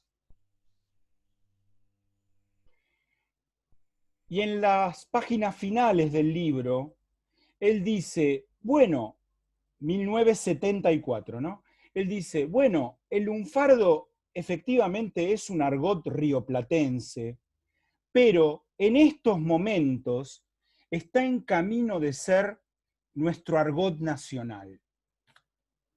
Él dice esto hace un poco menos de 50 años, 45, 46 años, y a estas alturas su profecía se cumplió por completo, porque las palabras lunfardas, antiguas o modernas, que conocemos los hablantes del AMBA, también las conocen en el resto de las provincias. Así que esto es importante darse cuenta de que efectivamente eso sucedió. Hay argots que muchas veces, en el mundo, quedan limitados al uso de la gran ciudad. No sé, habría que estudiar el asunto en Alemania. Ustedes saben que en Alemania hay un montón de gente interesada por el lunfardo argentino, pero que casi nadie estudia el argot alemán. una cosa disparatada, ¿no? Yo se lo dije a algún estudiante alguna vez, digo, escúchame, querida, bueno, esa era una austríaca, le dije, no, porque a mí me interesa mucho el lunfardo, hizo su tesis sobre el tango y el lunfardo, qué sé yo, su tesis de doctorado, ¿eh? Y yo le digo, pero escúchame, nena, habla perfecto español, porque tuvo un novio argentino, bueno.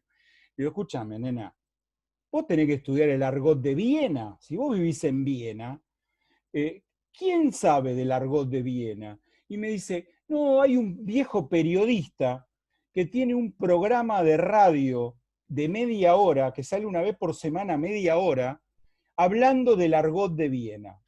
Digo, está bien, pero vos estás en una universidad, vos estudiaste la carrera de filología alemana. ¿No hay ningún profesor que se ocupe de eso? No, me dijo. Esto es un disparate. Esto es un disparate. ¿En la Argentina es muy distinto? No es muy distinto. Lamentablemente no es muy distinto. ¿Cuántos actualmente en la Argentina nos dedicamos al estudio del lunfardo? Menos de 5 personas. ¿Entienden lo que digo? Menos de 5 personas. Esto es gravísimo. Yo necesito que vengan a mí 30 jóvenes y jóvenes para decirme, che, Conde, yo me quiero formar en lunfardo porque por esto hay que estudiar. ¿O está todo estudiado el lunfardo? Y yo les contesto, se los digo ahora a ustedes. ¿Qué va a estar estudiado? El 99% de los textos lunfardos no los conoce nadie. Y cuando digo nadie, me incluyo. Me incluyo. ¿Por qué? ¿Dónde están esos textos? Están en los diarios y en las revistas del siglo XIX y del siglo XX, que están guardados en la Hemeroteca Nacional, de la Biblioteca Nacional, y hay que ir ahí, poner el culito, horas y horas y horas, días y días y días, meses y meses y años, y estudiar eso, viejo. Bueno, así que todo está por estudiarse del asunto. Todo está por estudiarse. Si conocen voluntarios, mándenmelos, ¿saben? Bueno, queda muy poquito más. Hablo también de una cuestión que es el lunfardo y sus límites. Y aquí hay varias cuestiones. Por un lado, la cuestión de los argentinismos y los lunfardismos. ¿Es lo mismo una cosa que otra? No, no es lo mismo. Voy a decirlo así. Todos los lunfardismos son argentinismos, pero no todos los argentinismos son lunfardismos. ¿Qué argentinismos no serían lunfardismos? Bueno, dos clases de argentinismos. Por un lado, argentinismos de uso general del tipo de colectivo, feta, guitarreada. Esas palabras son argentinismos. Se usan en la Argentina, básicamente, no se usan en otros países en los que se habla español. Pero no son palabras lunfardas. ¿Por qué? Porque en una palabra lunfarda tiene que haber cierto nivel de juego, cierto nivel, cierto gesto lúdico que hace que el hablante use esa palabra intencionadamente. ¿Entienden? Y acá no es que yo uso la palabra colectivo en lugar de otra palabra que ya existía, como ómnibus, digamos, de manera graciosa, para buscarle para una ironía, no, nada que ver con eso. Pero en cambio sí uso bondi por colectivo. Y bondi sí es una palabra lunfarda, ¿no? Ya veremos en su momento de dónde viene, qué quiere decir, etc. Pero tiene que haber a un nivel de ludismo, de juego, para que yo tenga una palabra lunfarda. Si no pasa eso, bueno, no es una palabra lunfarda. Bien, en principio eso. ¿Y cuáles son los segundos tipos de argentinismos que no son lunfardismos? Bueno, todos los regionalismos del país. O sea, hay regionalismos de Salta, regionalismos de Córdoba, regionalismos de Cuyo, regionalismos de Corrientes y Misiones, regionalismos del Chaco y de Formosa.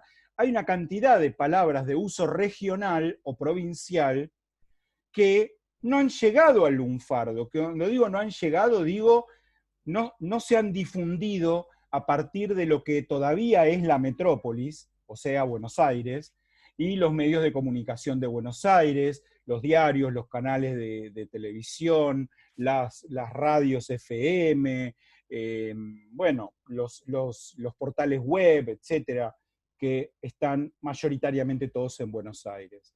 Algunas palabras de uso regional, en su momento, con tiempo, por migraciones internas, sí llegaron.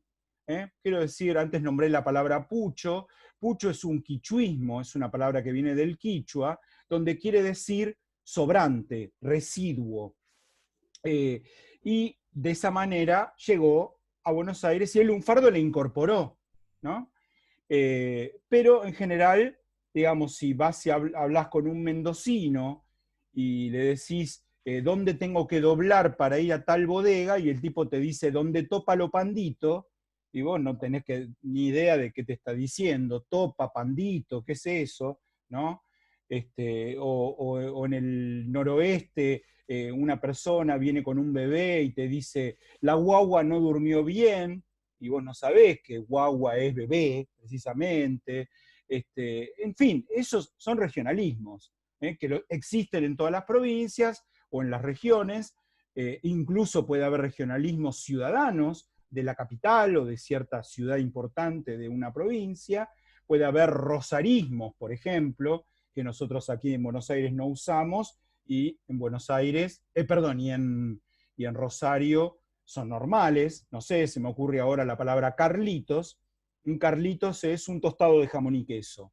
Pero en Rosario vos pedís un tostado de jamón y queso y te dicen, ¿qué me dijo? Porque quieren que le digas un Carlitos. Ellos lo llaman así, ¿no? Así que, ¿entienden? Ahí ya hay una primera distinción entre lunfardismos y argentinismos.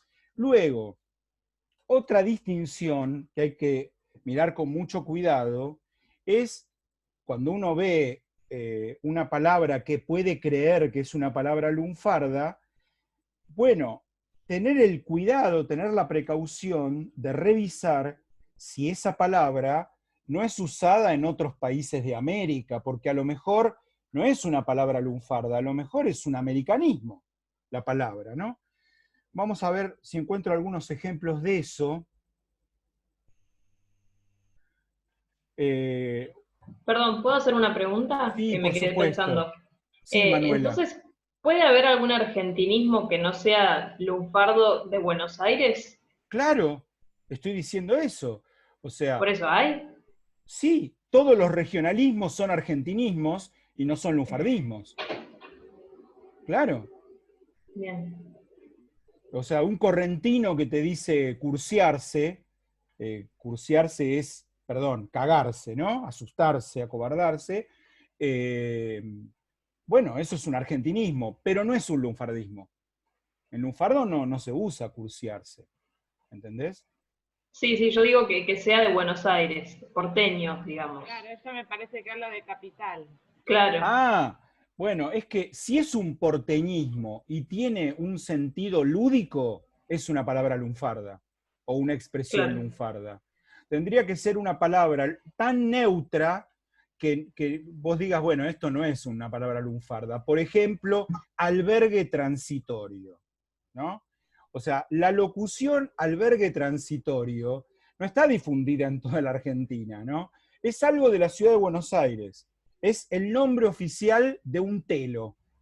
En lunfardo eso es un telo. Bueno, y aunque algunos autores... ¿Qué? Nombrar la persona que limpia los autos, que se llama un trapito. Bueno, yo creo que trapito es lunfardo, porque tiene la gracia de que el trapito está haciendo señas con el trapito para que vos vayas a estacionar donde él está, ¿no? No, claramente, para mí el trapito es un lunfardismo. Claro, Una lo que pregunta. lo que me estoy dando cuenta ahora es que en realidad el lunfardo no es un argot vivo. Claro que sí, Claudia. Es un argot vivo, obvio. Sí. Yo lo tenía más registrado como algo, bueno, que tiene un límite de palabras y que ya está. No, está vivo, claro. Mica. Sí, pero una pregunta, me sorprendió cuando comentó lo de Carlitos en Rosario, y nosotros acá, para nosotros un Carlitos es un nadie, una persona que la estamos como destratando. ¿Y Exactamente. ese no sería digamos, un regionalismo porteño o de ambas? Pero es un lunfardismo. Pero es un lunfardismo porque en otras partes del país también un Carlitos es un don nadie, es un cualquiera. Ah, ok. No Así sabía que ya es un eso. lunfardismo, sí. Claro. José Luis, ¿querías comentar Sí. algo o preguntar algo? Sí. Perdón, viste, por ejemplo, hay un tango que dice hasta el botón de la esquina, que el botón es por el policía, y Sí. creo que eso tiene el origen en el uniforme que tenían tipo prusiano, unos botones grandes que eran algo Mirá, así.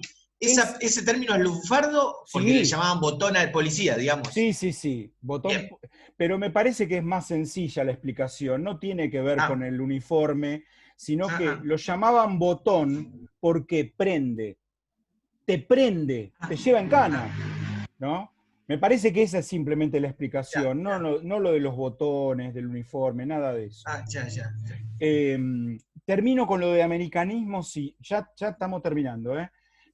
Por ejemplo, palabras que se usan en otros países latinoamericanos también, mordida como fruto de un cohecho, de sobornos, chivarse como enojarse, pitar como fumar, metiche como entrometido, tarascón como mordedura, todas esas palabras, por ahí nosotros creemos que son palabras lunfardas, pero en realidad son americanismos. Así que hay que tener cuidado antes de decir esto es lunfardo o no es lunfardo. Y lo mismo, y esto más grave todavía, hay palabras que son palabras españolísimas, viejísimas en español, y que mucha gente cree que son lunfardas. Por ejemplo, Conde, mira, por ejemplo, espichar por morir, fiambre por cadáver, castañazo por puñetazo, plomo por persona molesta, tela como dinero, pollo como escupitajo, mamarse como embriagarse, mechera como ladrona de tiendas, tranca como borrachera, descolgarse como decir una cosa inesperada o hacer una cosa inesperada, aportar como llegar, lanzar como vomitar. Todas esas son palabras españolas, no son lunfardismos. ¿Por qué? ¿Cómo lo sabemos? Porque aparecen en el diccionario de la Real Academia Española, que se llama DLE, Diccionario de la Lengua Española, así lo pueden encontrar en internet, dle.rae.es, les va a aparecer el diccionario, y aparecen esos diccionarios sin indicación de ningún país. Quiere decir que esa palabra corresponde al español general y se usa en todas las variedades. En general, eso es lo que se puede decir. En cambio, cuando aparezca una palabra lunfarda, les va a aparecer Argentina y Uruguay, o Argentina o Uruguay. Raramente puede aparecer Argentina, Uruguay y Paraguay, Argentina, Perú y Uruguay, o Perú y Uruguay, y resulta que se usa en Argentina, pero no lo consignan. Puede ser que pase eso, pero ahí sí, o sea, buscás la palabra, qué sé yo, corralito, no sé, y te aparece, y dice Argentina, ¿no? Pero no todo lo que aparece como Argentina en el diccionario de la lengua española de la academia es un lunfardismo. Porque guitarreada también te va a aparecer y no es un lunfardismo. ¿Entienden? Así que hay que tener ese cuidado con ciertos límites que tiene el lunfardo, y estos límites no siempre están totalmente claros, incluso a veces para mí mismo, no se crean que yo también la tengo tan clara que no me equivoco nunca. También a veces hay casos dudosos, Hasta aquí, ¿alguien quiere preguntar algo más? Porque estamos en la hora de finalizar. Quisiera preguntar algo. Sonia, sí. Hola, ¿qué tal? Que llegué tarde, perdón, Sí. pero todo lo que escuché me maravilló. Y entonces, guitarrea, ¿qué sería? Un argentinismo, Ah, pero no un lunfardismo. perfecto. Carlos, una pregunta. Sí. Dos preguntas, perdón. ¿Quién está Cuando hablamos hablando? de argot, Silvana, perdón. cuando Habla hablamos más de- alto, Silvana, por favor, te escucho muy bajito. ¿Ahí me escuchan? Sí, sí, mejor. Perfecto. Cuando hablamos de argot y de lunfardo, Sí. ¿el lunfardo está dentro del argot? No, el lunfardo es un argot. Es un argot, pero Sí. argot es, en general, en todas las nacionalidades hay un argot. Eso es lo que no me queda muy Exactamente. claro. La palabra perfecto. argot, que es el nombre que recibe el lunfardo francés, por decírtelo así, Sí. es una palabra generalizada desde el punto de vista del lenguaje metalingüístico, es una palabra técnica de la lingüística para describir a ese fenómeno, aunque no ocurra en Francia. O sea, se toma la palabra perfecto. argot y se usa en otros países. Por ejemplo, en España usan argot y te dicen el argot español, diccionario de argot español. Eso sería un diccionario de lunfardo español, digamos así. Bien. ¿Entienden? Clarísimo. Y Bien. otra cosa, cuando hablamos de distinguir una palabra en lunfardo, Sí. tenemos que pensar en la intención irónica o graciosa o lúdica que se le da a ese argentinismo, por decirlo de alguna forma. Bueno, sí, lo que pasa es que la noción de argentinismo es una noción mucho más nueva que la de lunfardo. O sea que, quiero decir, cuando el lunfardo adoptó la palabra apolillar, que es una palabra que viene del italiano poleggiare, ¿no? Cuando el lunfardo adopta apolillar, el concepto de argentinismo no existía.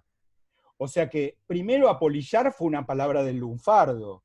Hoy, con el diario del lunes, yo te digo, bueno, ¿qué otra cosa podría ser una palabra lunfarda sino una palabra de uso argentino? O sea, un argentinismo. Pero esto es una elaboración posterior que hacemos actualmente, ¿no? Perfecto, gracias. Una pregunta. Sí, Noelia. Si el argot es el lunfardo francés, Sí. ¿cómo tenemos que denominar? O sea, está mal denominar argot argentino, sino lunfardo, porque... Claro, pero bueno, pero si dijéramos argot argentino, eso sería un sinónimo de lunfardo. Claro, pero no podemos decir que esta cosa que se dice generalmente que es un argot, o sea, como lunfardo y argot es lo mismo, o sea, o es lunfardo o es argot, en ese sentido no sé si me explico. A ver. Yo pregunté ahí, ¿cómo definen en Francia el argot, por ejemplo? Argot. Es argot. Argot. Porque esa es la Por eso. palabra. Lo que ocurre es que ¿Cuál los definir una palabra lingüistas... con la misma palabra? Pero es que ellos inventaron la palabra esa. Entonces, los franceses llaman a ese lenguaje popular, a ese vocabulario popular, lo llaman argot. Después vinieron los lingüistas en el siglo XX y dijeron, claro, pero esto que pasa en Francia no pasa solamente en Francia, pasa en Londres, pasa en Madrid, pasa en Varsovia, pasa en Moscú, pasa en Berlín, hay un montón de ciudades de Europa donde pasa lo mismo. Bueno, a cada fenómeno, en cada país, la gente le va a dar un nombre, pero desde el punto de vista técnico, eso es un argot. O sea, la palabra argot la estamos usando en Francia en dos sentidos. Para darle nombre al vocabulario del habla popular de las ciudades de Francia, por un lado, ahora ya de toda Francia, y por otro lado, como palabra técnica que designa un tipo de fenómeno particular que es equivalente al del lunfardo. ¿Ahora sí se entendió, Noelia y Silvana? Sí, perfecto, gracias. Bien. ¿Alguien más quiere preguntar algo, comentar algo? Yo quería preguntar, Borges, ya que vivió hasta 1980 y pico, sí. ¿nunca se retractó de sus recortes en lunfardo? No, muy al contrario, Erika, muy al contrario. Seguiremos haciendo comentarios sobre Borges, pero les voy a cerrar esto. Esperá que alguien escribió en el chat, quiero ver qué pusieron. Ah, ¿cómo definen en Francia el argot? Bueno, argot. O sea, dicen, bueno, que el argot es un vocabulario general, bla, bla, bla, bla, bla, bla. La misma definición de argot que darían en cualquier otra parte del mundo. Eso quiero decir, ¿no? Le contesto a Erika, no le contesto ahora, porque no te podría contestar ahora en un minuto, pero sí puedo contar esta anécdota. Para Borges el lunfardo era una especie de invento, era una cosa así, hizo muchos chistes al respecto y qué sé yo. Pero hay un caso que no se conoce mucho, que nosotros en la Academia del Lunfardo llegamos a conocer gracias a que nos lo contó la protagonista del asunto, ¿no? La Academia del Lunfardo tenía en una universidad de Nueva Orleans, la Universidad de Tulane, en Nueva Orleans, Estados Unidos, una profesora, Beatriz Varela, que se dedicaba al estudio del lunfardo. Ella era cubana, pero le interesó el lunfardo, se había enamorado del tango, había viajado muchas veces a Buenos Aires, y finalmente fue nombrada académica correspondiente en Estados Unidos de la Academia Porteña del Lunfardo. Esto sucedió en la década del 70. Bueno, llega un día Borges a dar una conferencia a la Universidad de Tulane, viene con el decano, y el decano le dice, bueno, señor Borges, mire, le voy a presentar a una profesora que no es argentina, pero que es miembro de una academia argentina, de la Academia Porteña del Lunfardo. Y entonces Borges le da la mano y le dice, yo la felicito, señora. Espera, ¿cómo es exactamente? Ay, no me digas que el remate del chiste me lo perdí. Pará. No, Borges le da la mano y le dice, el lunfardo no existe, señora, pero yo la felicito igual. Así que, y esto es un Borges ya de 70 y pico de años, ¿no? El lunfardo no existe, pero yo la felicito igual. Bueno, mucha gente del mundo académico, del Instituto de Filología de la Universidad de Buenos Aires, lingüistas argentinos muy famosos a lo largo de todo el siglo XX, han creído o han intentado hacernos creer que el lunfardo no existe, simplemente no estudiándolo. Al no incorporarlo, al no estudiar el lunfardo, bueno, eso quedó como, bueno, eso no nos interesa a nosotros. Y lo mismo en la Academia Argentina de Letras. Han ninguneado al lunfardo históricamente hasta hace unos 20 años más o menos. Una cosa así, un poquito menos quizá. Dicen por ahí, si quieres que algo que se muera, déjalo quieto. Exactamente, claro, no lo nombres siquiera. Si no lo nombrás, a lo mejor no existe, ¿no? Bueno, pero, perdón. Pero no se puede decir que no existe porque muchos de nosotros como que todo el tiempo usamos palabras del lunfardo. Son palabras que no se perdieron, no se van a perder nunca. Sonia, claro. A ver, Sonia, los miembros de la Academia Argentina de Letras también usaban lunfardo en su vida de todos los días. Claro, Obvio. por eso mismo, Claro. no lo pueden negar.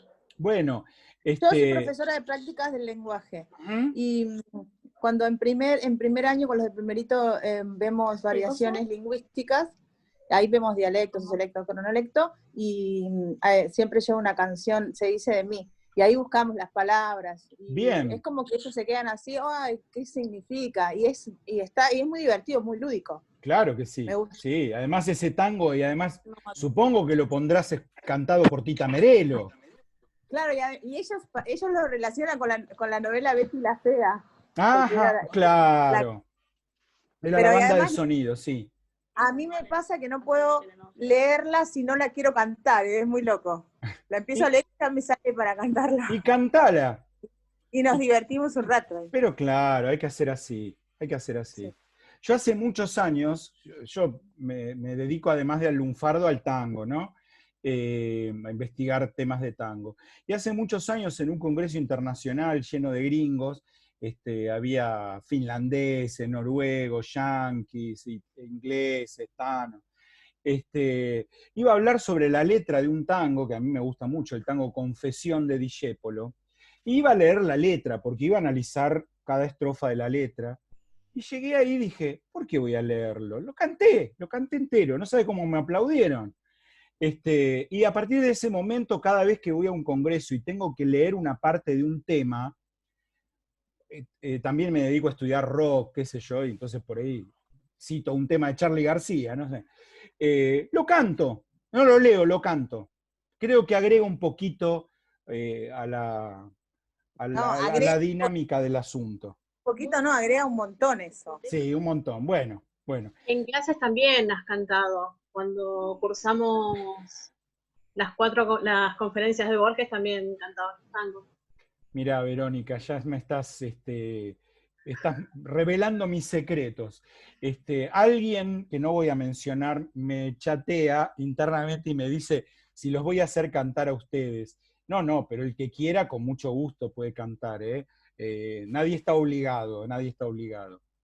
Bueno, mis querides, si no tienen nada más que hacer, yo me voy a hacer la cena y me voy a comer.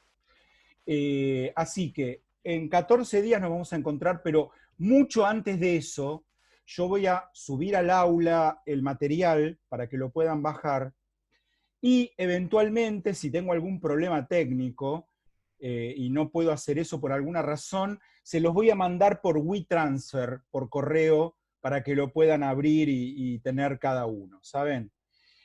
Aquí Silvana agradece, me dice que es muy interesante la clase, muchas gracias. Patricia me dice, buenísima la introducción. Bueno, les agradezco mucho y me agrada que se diviertan, que la pasen bien. Yo siempre digo cuando empiezo cualquier curso, sea una materia, sea un seminario, siempre digo lo mismo, es casi lo primero que digo. Graciela Velázquez, gracias desde los pagos de Fray Mocho, muy bien. ¿Qué es esto, no? Mi objetivo principal es divertirme. Escuchen bien, vean el pronombre que uso, ¿eh? Mi objetivo principal es divertirme. Porque si yo me divierto haciendo esto, ustedes se van a divertir también. Y divertirse no es algo que esté reñido con el aprender, ni con el estudiar, ni con el pensar. Casi todos ustedes son docentes, o todos, la mayoría, y me imagino que esto lo tendrán más o menos como una referencia, ¿no? O sea, si vos vas al aula y vas con mala onda, y sos aburrido o aburrida, tengas que enseñar lo que tengas que enseñar, si no le das un sentido para que tu público, ustedes en ese momento son performers que tienen que cautivar a su público. Si vos no cautivás a tu público, sonaste. Ahí no va a pasar nada. Va a haber gente escuchando, que les va a quedar una idea y nada más. La onda es, aunque tengas que explicar integrales y derivadas, si sos de matemática, hacerlo con toda la onda del mundo, explicar cuál es el sentido de ese tipo de operaciones matemáticas, para qué se usan, para qué pueden servir, porque si no, el otro del otro lado se queda helado y dice, ¿y esto para qué lo quiero? ¿No? Bueno, entonces ahora vendría la pregunta que alguien tendría que hacerme, gracias José Luis, por lo que me decís. Alguien tendría que decir ahora, bueno, y entonces el lunfardo, estudiar, hacer este seminario, este curso, ¿para qué me va a servir? Para dos cosas. Para divertirse y para ser mejores personas. Para esas dos cosas. Bueno, nos vemos en la próxima. Los despido. Voy a mandar un mail con el... voy a mandar un mail con el link de este video, ¿saben? Perdón, ¿alguien está hablando? ¿Alejo? Gracias. Bueno, Gracias, no, por gracias. favor. Que siga muy bien. Buenas noches. Chau. Gracias. Buenas noches. Hasta la próxima. Gracias, buenas noches. Chao, buenas noches, muy bueno. Adiós. Gracias.